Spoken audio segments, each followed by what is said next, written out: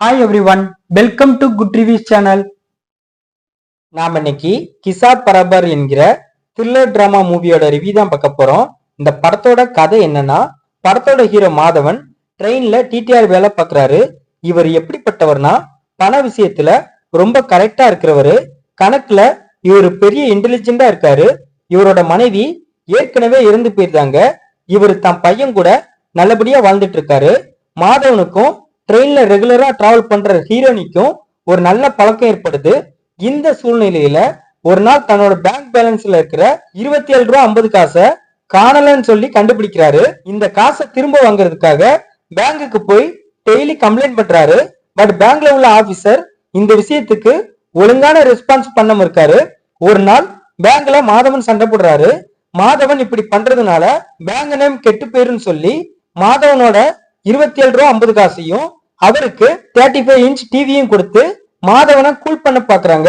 But Madhavan தனக்கு மட்டும் இந்த மாதிரி நடக்கல, அந்த பேங்க்ல உள்ள கோடிக்கணக்கான எல்லா கஸ்டமருக்கும் இந்த ஸ்கேம் நடந்திருக்குன்னு கண்டுபிடிக்கிறாரு. டூ பேங்க் தரப்புல உள்ள தப்ப மக்களுக்கு தெரியப்படுத்தணும்னு நினைச்சு மாதவன் சில விஷயம் பண்றாரு. அதனால மாதவனோட லைஃப்ல என்னென்ன சம்பவம் நடந்துச்சு, கடைசியா மாதவன் டூ பேங்கோட ஸ்கேம மக்களுக்கு தெரியப்படுத்தினாரா இல்லையா, இதுதான் இந்த படத்தோட கதை.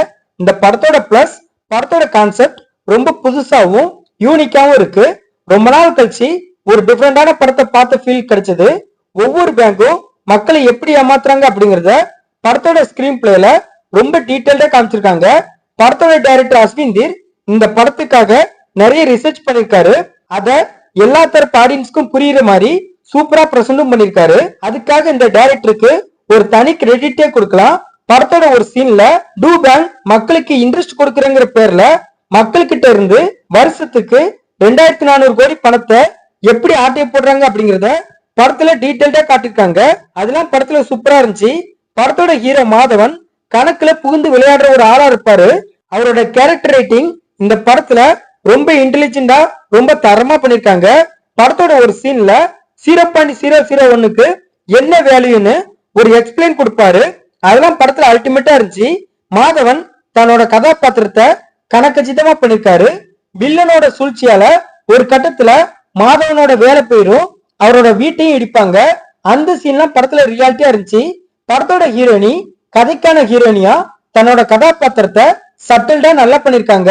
மத்தபடி படத்துல நடிச்ச எல்லாருமே தங்களோட கதாபாத்திரத்தை எந்த குறையும் இல்லாம சூப்பரா பண்ணிருக்காங்க. படத்தோட கிளைமேக்ஸ நல்லபடியா முடிச்சிருக்காங்க. இந்த படத்தோட மைனஸ், படத்துல உள்ள பாட்டு படத்துக்கு ஸ்பீட் பிரேக்கா இருக்கு. படத்தோட லவ் போர்ஷனை இன்னுமே இன்ட்ரெஸ்டிங்கா கொண்டு போயிருக்கலாம்.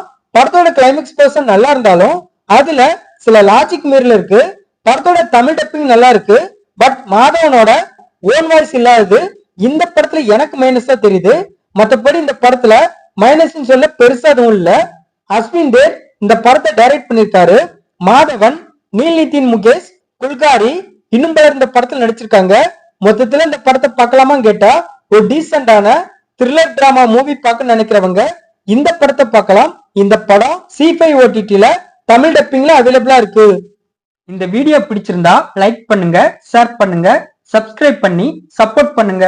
Thanks for all.